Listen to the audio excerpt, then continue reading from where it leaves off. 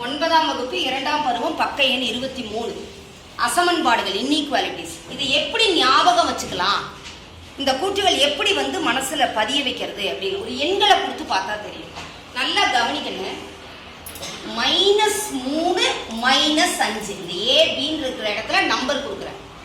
இந்த -3 -5 விட எப்படி பெரியது பாருங்க. பாரு -3 -5 இது என்கோட்ல சொல்லி இருக்கிறோம் இல்லையா? என்ன அது? இதுல முன்னே செல்ல செல்ல மதிப்பு எப்படி ஆகும்? அதிகரிக்கும். பின்னே வர வர என்ன ஆகும்? மதிப்பு குறையும். -3 -5 விட எப்படி பெரியது? ஏன்னா -5 -4 -3 முன்னாடி போகுதா இல்லையா? இது புரியுதா புரியலையா? -3 -5 விட பெரியது. இப்ப இதனுடைய குறிகளை நான் மாத்துறேன். நல்லா கவனி. இது என்ன மைனஸ் குறையல். என்ன மாத்துறேன்? நானு மிக எல்லாம் மாத்துறேன், பிளஸ்ஸா மாத்துறேன். அப்ப இந்த -3 தானே -5 விட பெரியதுன்னா இப்ப என்னவா மாற? 5 பெருசா 3 பெருசா? 5. குறி மாறிடுச்சா? அப்ப இந்த கூற்று நல்ல ஞாபகத்துல வருமா? -a is greater than -b implies என்னது? a is less than b. குறிகள் மாறும் பொழுது என்ன ஆயிடுச்சு? பெருதுன்றது சிறியதா மாறுதா மாறலையா? இப்ப இது புரிஞ்சுதா? அப்ப குறிகளை மாற்றும் இந்த கூற்று ஞாபகம் வந்துருச்சா? அடுத்தது நல்லா கவனி. அதே மாதிரி 3 5 3ஆனது 5ஐ விட எப்படி இருக்குது? சிறியதா இருக்கு. இப்ப இதுக்கு என்ன போடணும்னு சொல்லிருக்காங்க? தலைகீழி ஆக்கும் பொழுது இந்த சிறியதுன்றது என்ன ஆகுது?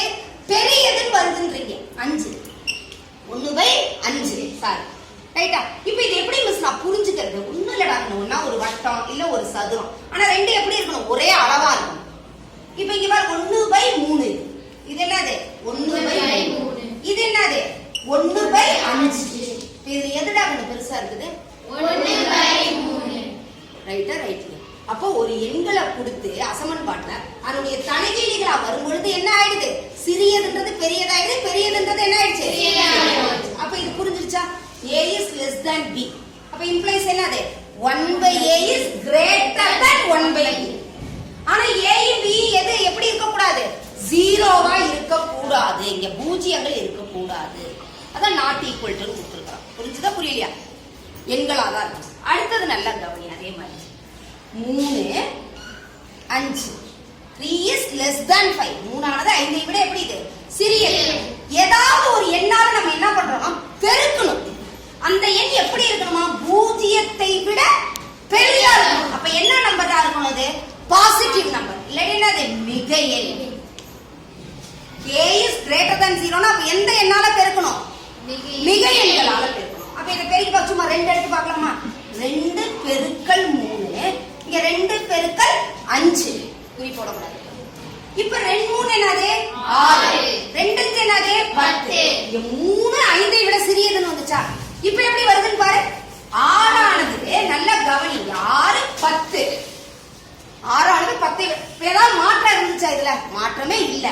ஏன்? மிக எண்ணாக இருக்கும் பொழுது 6ஆனது 10ஐ விட சிறியது. ஆனா நீங்க இங்க எல்லாம் குறிய மாத்திரம், இதுல குறி மாத்திரக்கூடாது.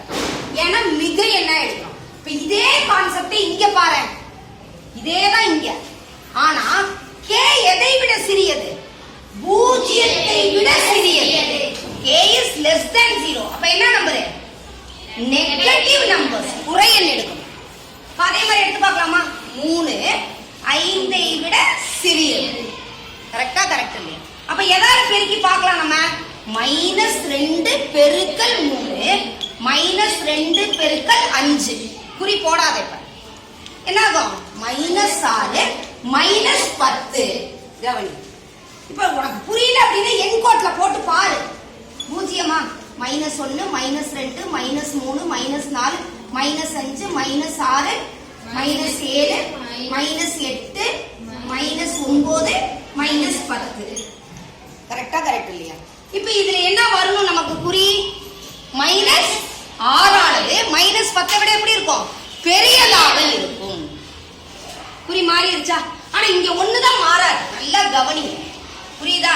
a is less than b implies ka is less than kb. புரியுதா புரியலையா? ஏன்? k is greater than 0. k ஆனது பூஜ்ஜியத்தை விட பெரியதாக இருக்கும். இந்த மூணுக்குமே என்ன ஆச்சு?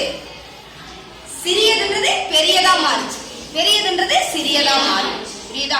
பிளஸ் மைனஸா ஆக்கும் பொழுதும், அடுத்த தலைகீழி ஆக்கும் பொழுது, அடுத்தது கொடுக்கப்படக்கூடிய எண்கள் குறை எண்களால பெருக்கப்படும்.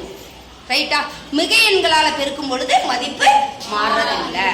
ரைட்டாடா கண்ணு? 4மே உனக்கு மனசுல நல்லா நிக்குமா? புரியுதா?